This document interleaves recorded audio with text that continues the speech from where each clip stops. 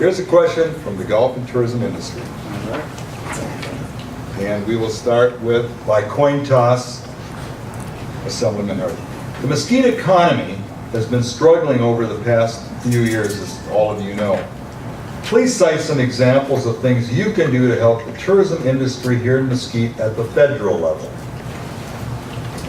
I'm going to stand, it's okay. From the federal level, sometimes it becomes very difficult, but you have to listen to your constituents and the folks that, the city councils and your water board members to see what needs they have. But for his business in this community, what will help our community grow and prosper is not just for the golf industry. We need a diversified economy. And this country that we have is losing businesses overseas. I believe I have an answer to be able to make sure that we bring those businesses back home. We got to stop borrowing more money from China. We've got to stop lowering their, devaluing their dollar by them letting purchase our dollars at $2 billion a day to make sure that we provide the opportunity where they have to be on an equal basis. We need to look at our economy in the same way that President Reagan looked back in the 80s. The Japanese were doing the same thing. They were buying the dollar down and having a 20% lower value of their dollar, which they could come over here and compete, basically without competing. We need to do that, put a countervailing duty, just like President Reagan did, on the Japanese, to make sure that we do the same thing with the Chinese, to make sure businesses have an opportunity to come home and develop here in Mesquite. We are a great place for manufacturing or anything else to happen in this community, not just golf courses, but we need to be diverse, and I think I can do that back in Washington, D.C. Thank you.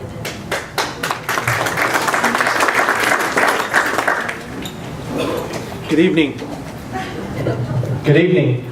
First, it's great to be here. Thank you for inviting me to participate. It's great to be here with my colleague and opponent, Assemblyman Hardy. And I want to start by saying I commend him for his years of service to this community in particular, because he has made a tremendous impact. And I'm very proud to be here tonight with him.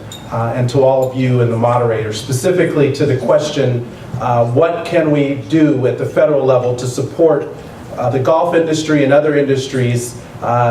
Primarily, it's what I have been doing, working with your mayor and city council on the Mesquite Lands Bill, which will transfer land from the BLM to the city of Mesquite in order to develop a new airport and other manufacturing and economic development around the airport, because this is a great community.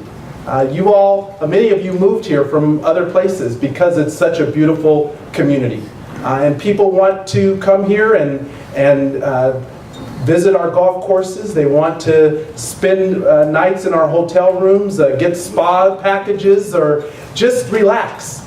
And we need to promote that because this is a very unique and beautiful community that is so special. We have one of the best golf courses in the world right here in Mesquite. And we're here at Corey and his team promote this facility and other golf courses in the area. And I can tell you, when I talk about my district and I talk about the fact that I represent portions of Mesquite and other places, and I tell them that Wolf Creek Golf Course is one of my districts, people tell me all the time, when can we go out there to golf? So we've got to continue to promote it, but one way is to get this land bill passed so we can get more people here through our airport.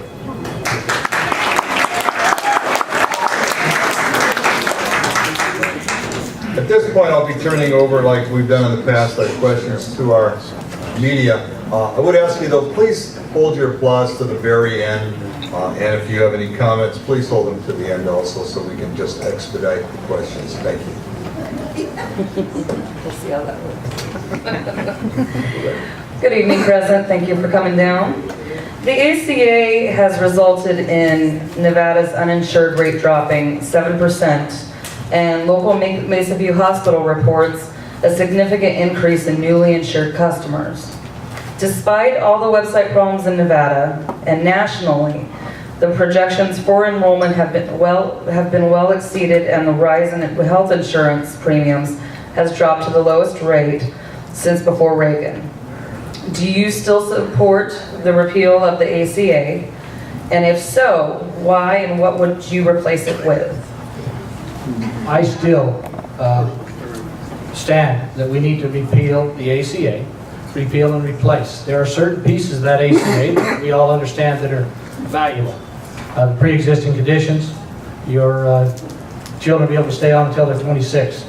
We haven't seen the real impact of this insurance, I don't believe, as a business person. Reports are already showing that there will be 30 million people that will lose their insurance. We were... Use his microphone.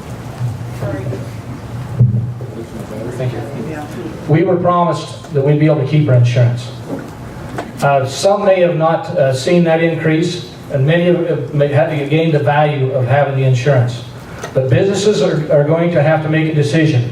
The business that I once owned that was just sold to my partner last year, he's already having to decide whether he can keep those insurance rates, insurance that we've been supplying for years now, or let it go and take the penalty, because it's extremely a high opportunity to lose it. He just soon give that money to his employees.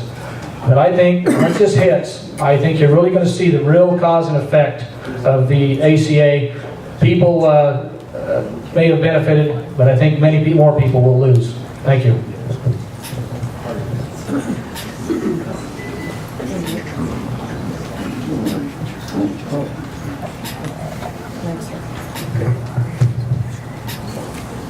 This is about the ACA as well. You supported the state of Nevada building and operating its own healthcare exchange, Xerox. These are 5 questions for each representative in a row.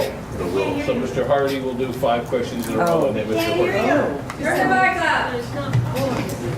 up. Okay. Governor Sandoval's administration has now spent over $52 million to a private contractor, and the site still doesn't work. The state decided to spend another $25 million to migrate it to the federal site. This seems to have perfectly fit your standard philosophies of government, that the state should be in charge and that the private industry does jobs better than government. What went wrong in this instance? The government was in charge still.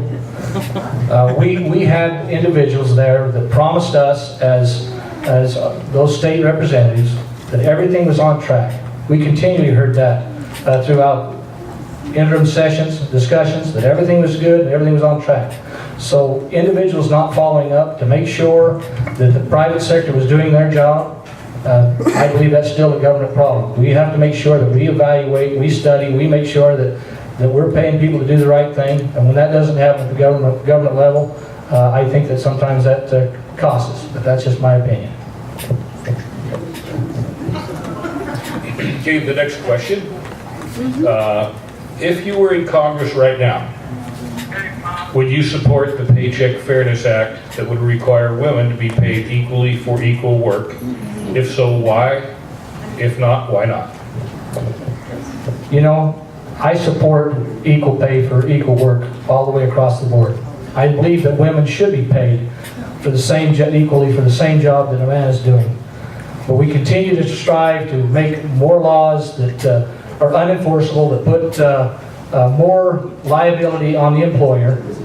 It ends up being nothing but a lawsuit city that costs business the opportunity to continue to expand. We need to enforce the laws we have on books. There should be no discrimination anywhere, and I believe we have laws for those. We just need to make sure that we enforce the laws that are in place. Thank you.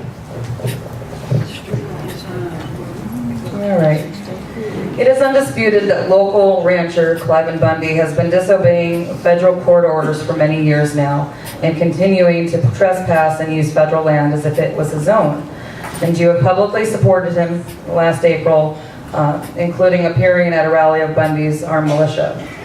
Even if you don't agree with laws and courts, do you think that it's appropriate for someone who seeks a federal office to support willful disobedience of federal court orders and to support armed resistance to federal law enforcement officers in order to continue that disobedience? Let's be very clear about what I supported. At no time did I enforce Cliven Bundy not paying his fees, his EMUs. What I did support is the fact that he was trying to uphold state lands rights, state privileges that he had never been purchased from him in the proper direction, in my belief. The courts have deemed that he was wrong. The courts had the opportunity to go in there and remove those cattle. But when we had seen what happened, you know, Cliven is blamed for the civil disobedience out there. It wasn't him that first brought the guns, that brought the law enforcement out there. People were tasered because they took pictures. When did that become against the law as a First Amendment right? It wasn't him that had snipers sitting on hillsides. That brought the individuals here that I don't think we needed to have here. The government did that first. You know, there was a lot that I think I did to try to solve this problem, even working with the congressman here. But there's still answers that haven't been answered. Who gave the authority to do that? And why would a government come in and with that kind of force all over the countryside? We're talking about law enforcement and their overreach. That was the biggest overreach I've ever seen. When people are physically abused or pushed around or shot with tasers because of the fact that they wanted to take a picture is wrong. So we can talk about who determined what is here and what I supported. Cliven Bundy, the removal of his cattle, I don't think even he was fighting that. Let him do it. He wanted the right to protest. But the government showed up here with a different stance. Thank you. At a recent event in Mesquite, you stated that Mitt Romney's 47% was true and is even worse now. Mitt himself has since acknowledged that he was wrong, and dozens of analyses have verified that number would include 44% of elderly people who receive Social Security and a lot of veterans and even active military and disabled people. Can you please tell us what people make up your 47%? The 47% was probably the same discussion that Mr. Romney. You know, people make inappropriate statements all the time. You know, I'm not one of those people that's here to think about and have a poll-tested words every time I turn around. I'm not one of those individuals that are afraid of saying what he's got on his mind. I come from like I said, from a ranch and a farm. I speak my mind and try to accept other people's opinion without offending individuals. But like I said, I don't do poll-tested words. I'm not worried about that. I believe that it's my privilege to say how I want it. You know, politicians have a way of speaking to where they make sure that everything's correct and functional. I don't worry about that as an individual. At the end of the day, do you want somebody that's plain speaking, open-minded? But you know, there's many politicians, good politicians, that have been in this state for years, and you know, if people want to remove that individuals for maybe gaffes that they want to talk about, then I am going to gladly stand in line when the people remove Senator Harry Reid for some of his statements. Thank you.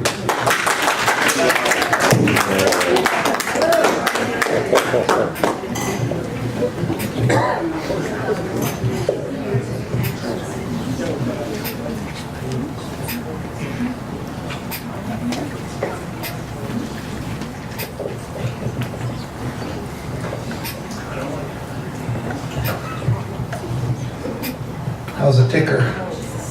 Great. You were very clear about your disapproval of the actions of Cliven Bundy last April during his standoff with federal law enforcement agents.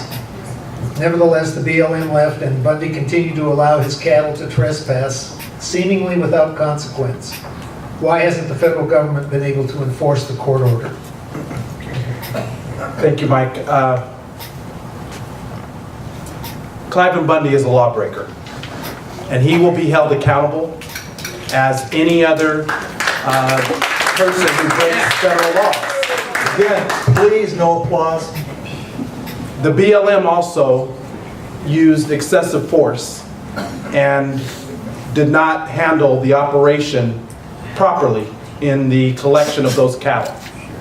And there needs to be accountability for both Cliven Bundy and his failure to follow the law, and there needs to be accountability and oversight of the BLM to properly respect individuals' right to protest. Now, where it stands today, and I am in regular contact with the sheriff and with entities that are handling the federal investigation, including the FBI. That investigation has to be completed. It is no longer just a civil matter. It is now a criminal matter because federal criminal laws were broken or alleged to be broken. Absolutely. And therefore, it has to be handled in a much different way than the BLM attempted to handle it in the first place. So that process has to play out. And Assemblyman Hardy is right. During the height of that conflict, I came out here to Mesquite and met with local leaders, including Assemblyman Hardy, and we worked to defuse the situation because we believed that no one should have been hurt over cattle. And we're glad that that did not happen. But ultimately, Cliven Bundy needs to be held accountable. He is not a patriot or a folk hero, he is a lawbreaker. And those ranchers who have followed the law need to be held up as the example for public lands, not Cliven Bundy.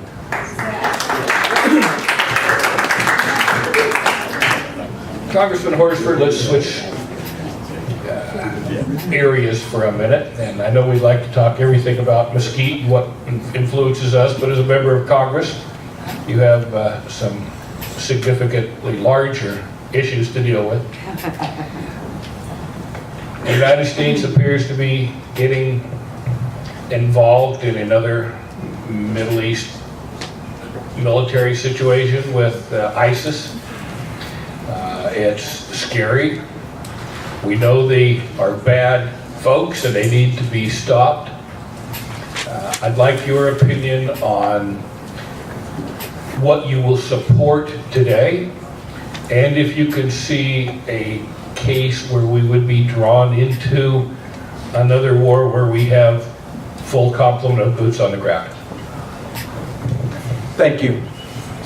Right now, the conflict that's occurring with ISIS is a conflict and a threat to the Middle East and that region, not a direct conflict or threat to the United States, or at least not an imminent threat or risk to the United States.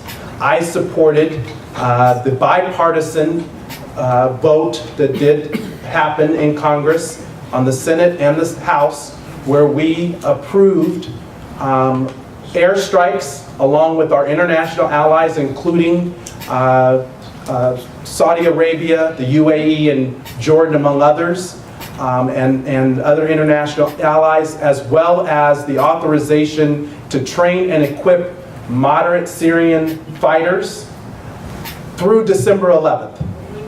This is not an authorization of war. If that is necessary, then the Congress needs to debate and ultimately vote to enter into any type of long-term conflict. That is not what we are in. If that is where we get to, I do not support U.S. troops being sent over to fight a war that is not the United States war to fight. I believe the policy today is that this is not a go-it-alone strategy for the United States like prior conflicts. That we need an international coalition of allies that needs to be led by Muslim communities so that this doesn't become ISIS against the United States, it will become ISIS against the world. Because they are a small faction of people, albeit very extreme and radical, and they're barbaric, but they do not reflect even the views of the Muslim community. So I do not support our troops being sent there. I know my opponent and others have said that we may have to send them. I would not authorize or approve that action as a member of Congress.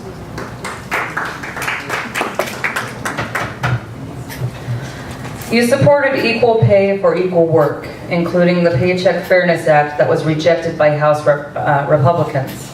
Can you tell us why you supported the bill, whether there is a paycheck inequality in Nevada, and what the bill would do for your female working constituents if passed? I support pay equality because I'm married to a wife and I want my wife to be paid the same for doing the job that the man across from her does. I have a daughter and I want her to be treated the same as my two sons. And yes, there is pay inequity in this country. For every dollar that a man makes, women make 77 cents. And here in Nevada, that it's better at about 85 cents on the dollar, but that is not equity. And I disagree with Assemblyman Hardy. There is a role for government to have an even playing field. We do not discriminate in this country.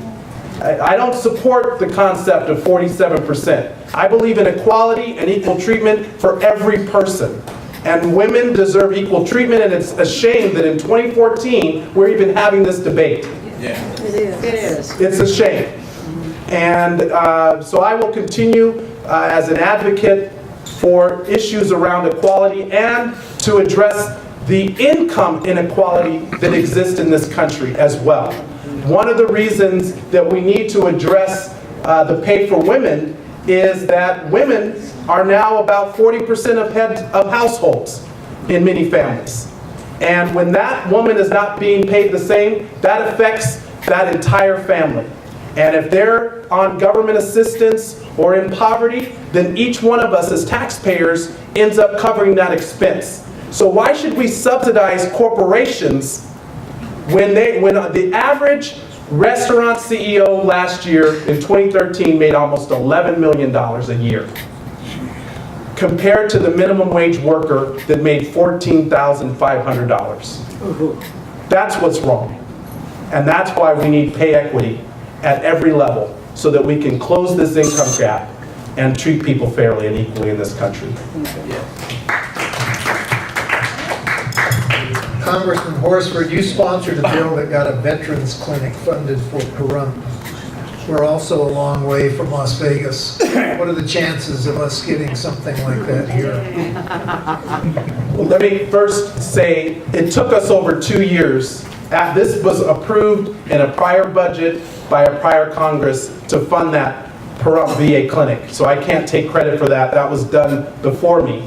But even after it was funded, it took 2 years to get a piece of paper signed by the Secretary of the VA because the scope of the project had changed. And so I literally had to take it upon myself to call every day into the VA office in order to get an answer, and ultimately had to go on national TV in order to get the VA's attention. The new VA secretary, after 1 week of being confirmed, signed that piece of paper, and that's why we're getting a VA clinic in Pahrump. But specifically for what we need here in Mesquite, because I know we have a high percentage of veterans, and that's why I voted for the VA reform bill. So anybody who lives within a 40-mile radius of a local VA clinic, like Mesquite, you can go see a private doctor in this community. All you have to do is get a VA card that allows you to see that doctor. That law is now in effect. It was a bipartisan bill. I was proud to support it.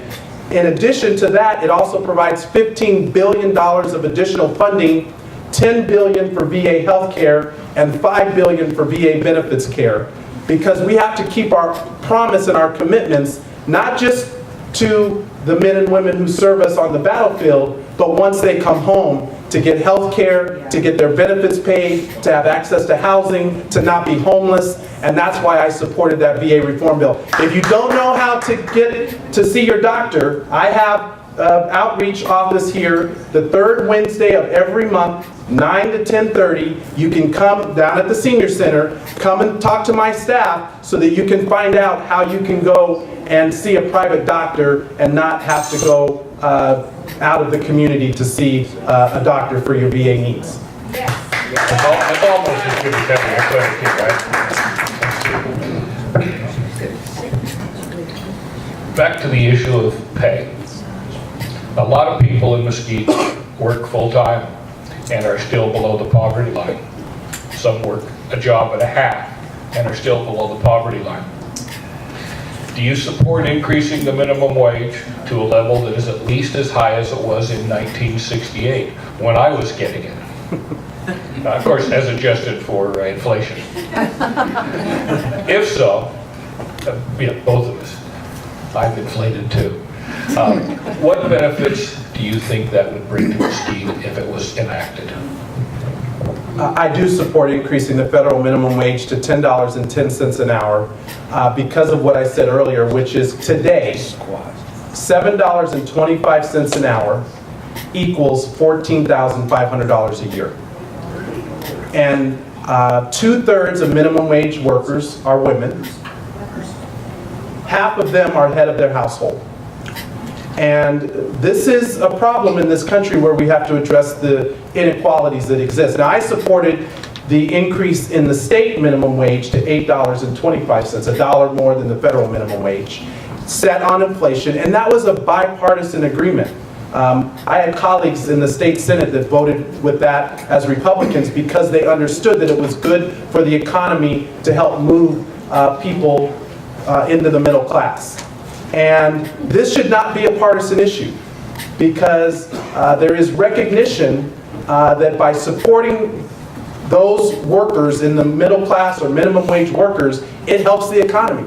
That people have more disposable income, can go and spend that money at the local restaurant or the dry cleaners, taking their kids to events. That's how our economy works. Now, I don't support continuing to give corporations and billionaires tax subsidies and tax loopholes when we can't give minimum wage workers who make $14,500 a raise.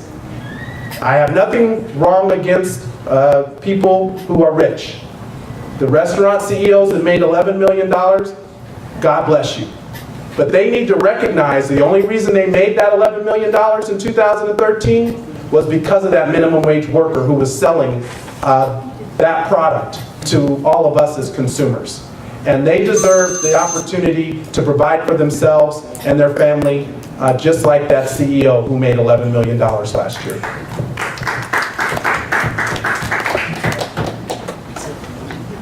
We are now differing from what we've done before, and each individual will have 5 minutes for a closing statement. Will your clock set for that?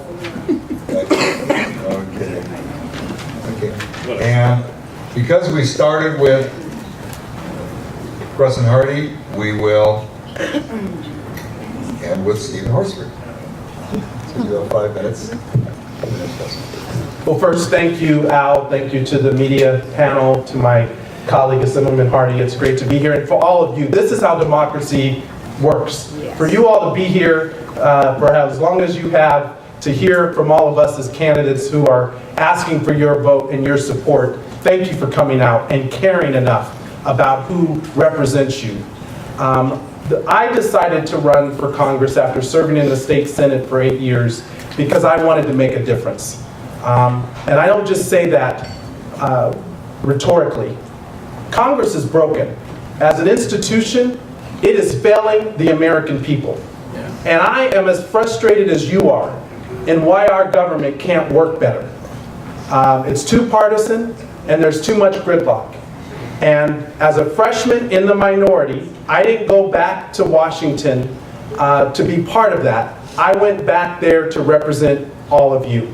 And in my first year, I worked to be effective, like the Las Vegas Review-Journal, who endorsed me recently, said that I had been as a freshman. I worked to be bipartisan, passing legislation, including the land jobs bill that I passed out of the House Natural Resources Committee and out of the floor unanimously. Bills don't come out of Congress and the House unanimously. It only happened because I worked in a bipartisan way with my colleagues, Congressman Mark Amodei, as well as the Republican leadership on the committee. And finally, I'm there to be a voice for Nevada. Not special interest, not for the corporations or the CEOs. They have lobbyists. They have representatives. I'm there for you. And every time I take a vote, I think about you. I think about the fact that Nevada still has the most unstable housing market in the nation. That 30% or more of our homes are upside down in value. And I call them homes because to me, a home is where you create memories with your family. It's where you raise your children. And for people to have lost everything in this downturn has really hurt us to our core. But we're coming back, and things are getting better. But we have to be able to work together to solve problems. So I was appointed in April to serve on the Financial Services Committee, which is the Housing, Banking, and Insurance Committee. And I'm not there for industry, I'm there for you. Already, I'm bringing legislation forward to help address the housing crisis here in Nevada, because that's what I've heard so much about that we need to fix. I'm also focused on the jobs front and the economy, and that's why I'm working with your mayor and city council to get this Mesquite lands bill passed, because I know what that will do to our community. And it's a model for how we can transfer federal land back to our local communities. I agree with my opponent that Nevada should have more control and a stake, but there's a way to do it, and there's a way to make that happen in DC, and there's a way to just talk about it. And in 1 year, as a freshman in the minority, I found a way to break through that gridlock to get it done. And so that's why I'm asking for your support. Every 2 years in the House of Representatives, you get to decide who represents you. And I'm honored that there's 700,000 people who hired me to do a job 2 years ago. And I'm fighting for you. And every 2 years, you get to decide whether or not our contract should be extended. I'm asking for your support because I care about our state, as my colleague does. I care about Mesquite. Every community is different, and I do think that we need to have solutions that help benefit this community as we try to address issues across the entire nation. And I have voted against my party and the president when it has been in the best interest of the people here in Nevada. Whether that's been on the budget, whether it's been against the administration's position on NSA, or as I was talking with the gentleman in the back, when the president proposed capping cost of living increases for people on Social Security, I said to the president, that's wrong.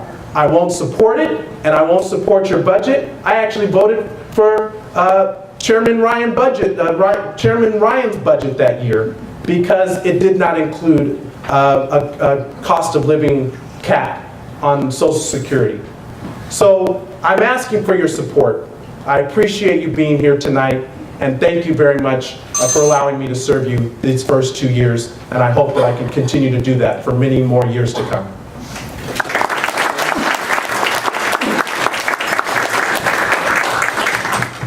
You know, first of all, I'd like to thank Mr. Clemenson for his hospitality and his staff, and what a wonderful job they've done. I really appreciate that. Appreciate the congressman to coming here and having this opportunity. You know, I've been asked, why am I running? And you know, as an individual, there's only one real reason that I run, and it's kind of personal, self-serving even. You know, I believe that my children don't have the same opportunity that I had as a child growing up. You know, I worked for minimum wage back in 1975, and I believe it was $2.65 an hour. I never looked at that as a career opportunity. I looked at it as a stepping stone opportunity. I used that to get out and actually improve myself and look for those higher paying jobs. We as a people need those opportunities, need that training somewhere along the line. So, you know, to bring it to $10 an hour, maybe no big issue. But minimum wage should not be a government controlled issue at any time through the process. I'd like to see all Americans make more money. That's the reason I'm running. But I have 4 children and a wife that I love to death, 2 new grandchildren. And I want to reduce the debt and the deficit we've got in this country. And I believe it can be done. Washington, D.C. has a problem, and it's a spending problem, folks. Those that are in Washington, D.C., I don't believe or have the willpower to address the problem and overcome that addiction. I believe I do. I understand what debt and deficit causes, but you can change with improvement. Also, we talk about equality for women. You know, over the last 4.5 years, 4 million women have dropped below the poverty level because of the administration's policies. I don't think we're going the right direction there either. You know, I have 4 daughters, or 4 children, 2 of which are daughters and 2 sons. And I want my daughters to have everything that I have and everything that my sons have or anybody else. That's the reason I'm doing this, is I think that I can make a difference. I want that opportunity to change. That's why I'm asking for your vote. And for us, the partisanship and the bipartisanship, you know what? In the last session, I was in the minority leadership. And what I learned from between my first and second session is how to work with people. I got to know the people on the other side. I got to know my own caucus, some of which I don't approve of some of their philosophies either. You're never going to agree with me all the time, but I think we agree with me 99% of the time on issues. But I learned how to work with the Speaker of the House. We accomplished more in this last session, and this came out of the press, not my language, that this was the most cohesive, collegial type group that's ever come out in the last 30 years in the legislative session. You know, I brought some efforts here in Mesquite. The 118 exit is now being built because of a bill that I was the one that tracked it all the way through the Assembly and the Senate. That takes a lot of hard work, and it was the most divisive bill out there. But I brought people from both sides together to be able to accomplish it. I also helped develop what was called the Southern Nevada Caucus. You know, for years, the North has had caucuses. They call it the Northern Caucus. They have a rural caucus. But we've never had a Southern Nevada Caucus for years. I worked with the Speaker of the House to develop that caucus, where the Senate and the Assembly all come together as a body from the South to work on issues for this state, and for the South, that there are different spots in the North and the South. And I think we accomplished some good legislation that'll strengthen jobs and the economy, that'll strengthen the health, DHHS programs. Mental health issues is a large issue. We continue to spend money on certain things that I don't think the state government has a responsibility to take care of, but we lack sometimes on those obligations. We're to take care of the people who can't take care of themselves. Mental health issues need to be addressed. The governor's made a good step by putting committees together. That's part of something I've had the opportunity to do. I know I'm not your refined politician, nor do I desire to be one. What you'll hear out of me is the truth, the way I know it every time. I'm not here to run for the next go-around. I'm here to do what I can today for my family, which I believe benefits all of you in the long run. Again, I thank you for being here. Thank you for the opportunity, and I appreciate your vote, and have a great evening.